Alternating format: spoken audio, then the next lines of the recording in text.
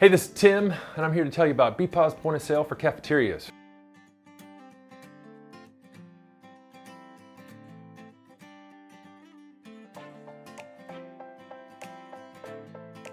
If you've got one cafeteria or many cafeterias, BPOS can help you centrally manage all of your cafeteria operations, employees, inventory, and much, much more.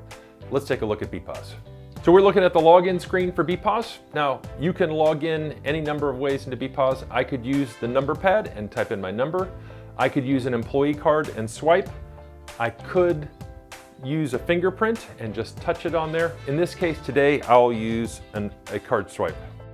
There are many different kinds of cafeteria operations that BPOS could serve. It may be a standard retail cafeteria, or this might be something like a corporate cafeteria where you have employee discounts, you might have declining balances, you might have payroll deductions, or you might have meal plans where people get a certain number of meals per day, week, or month. We'll look at a few of these in operation and the general cashier functions as well. So first, we'll do a standard cash transaction. So when we're ringing up in a cafeteria, we're presented with a menu. Now this menu is completely configurable. You can lay it out however you'd like. And you can have modifiers that you would print to a kitchen. In traditional cafeteria settings, this isn't necessary, but BPOS does have the option of sending instructions to a cook at several different places, and it might be by printer or kitchen display. In this case, all of those options have been removed. So if I want to sell a cheeseburger, I ring up the cheeseburger and a grilled cheese. And if I wanted to sell some kind of alcohol, like I've got a Beck's here, I'm presented to scan the customer's driver's license, and I could actually scan the driver's license and save their date of birth in the transaction log. So if I were to be audited by my liquor control board, I would have record. In this case, I'll override, which also gets stored in the transaction journal. So I have a total here. My total is $17.05, and I have fast tender keys down at the bottom, which are completely configurable. So if somebody gives me a cash amount of, let's say, $20, I can press $20. My receipt printer prints and my cash drawer opens, and there's my change due. This is a very simple operation. The next scenario we'll look at is if you have employees with payroll deductions or declining balances. So in that case, many times your employees may have a badge that they are issued, and that badge may have a barcode, a magnetic stripe, or RFID card. In this particular case, I'm using an RFID badge, and I can just touch that to the proximity reader, and that will automatically pull up the account for the employee.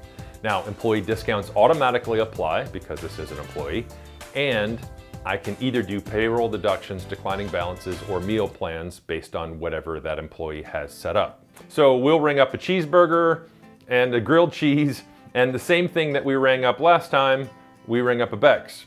Now if I have discounts applied, they automatically apply, but I can now take this. In this case, I have this employee set up with a declining balance, but payroll deduction is the same thing. A payroll deduction just takes the dollars that were spent and exports them out to your payroll service, and we can do that on an automated basis or a more manual export basis, depending on how you'd like that done. So we'll take the payment as an account charge. Now, many times in a corporate cafeteria environment, there may be interdepartmental charges. Let's say the marketing department is bringing some important guests down to the cafeteria, and they're just going to pay for those guests' meals on a departmental charge. I could then look up those departments either by a name or by a number or by looking them up on a list. So I pick the department, and then I now have their account balance and can ring up whatever it is that I'm going to ring up for that customer, and then charge that on the account. And then those interdepartmental charges can be automatically sent to the accounting department. Another situation that you might run into is you want to give a free meal to somebody or a discounted meal to somebody. And this might be for volunteers, for people who've just done a good job. It might be an employee perk. Could be all sorts of different methods. One of the ways that you could give that to the person would be in a gift card. Another way is I could just print a receipt with a barcode on it. So In this case, this barcode is good for $6 toward any sandwich or burger in the restaurant. So I can ring up a cheeseburger and I'll have a fountain soda with it. And if I scan the barcode, the discount will automatically apply. So I had a $7.25 burger and a $6 voucher. So it left $1.25 and they got a Mountain Dew for $2.75, so my total balance is $4 left. But the $6 voucher completely applied. So I can take a payment on that. Now the next question is going to be, what happens to the voucher if the person comes in and tries to buy another cheeseburger with it? So I have the same cheeseburger rung up and I scan the barcode and the system tells me that this voucher has been fully redeemed. This voucher is unique and it could have had an expiration date. Let's say I give it a 2-week expiration, and if they don't come in within 2 weeks, the voucher is no longer valid. Now let's look at a plan where you might have an executive or an employee or somebody that has a certain number of meals available per day, week, or month. In this case, I have the same RFID badge. Again, it could be barcoded or magnetic stripe, but I have a RFID badge in which I pull up the employee. And if I ring up a cheeseburger for this person, the system prompts and says, you have a valid voucher for this meal. Now in this case, this person has a meal plan that includes 31 meals for the month, and I can redeem the meal. And now the balance is $0 because they got a free meal. If I had included, let's say, Bex on the transaction,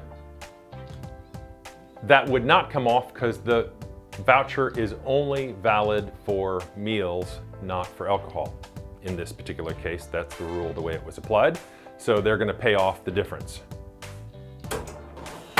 So now if I pull up that person's meal plan, I can see that they have a 31 meal per month plan and they have 30 meals unclaimed. So I can check how many meals are still left on their plan. That's it for a short presentation of BPOS point of sale for cafeterias. Of course, there's way more features than we could possibly present in this short presentation. If you have questions, call us today. We'll be happy to answer them.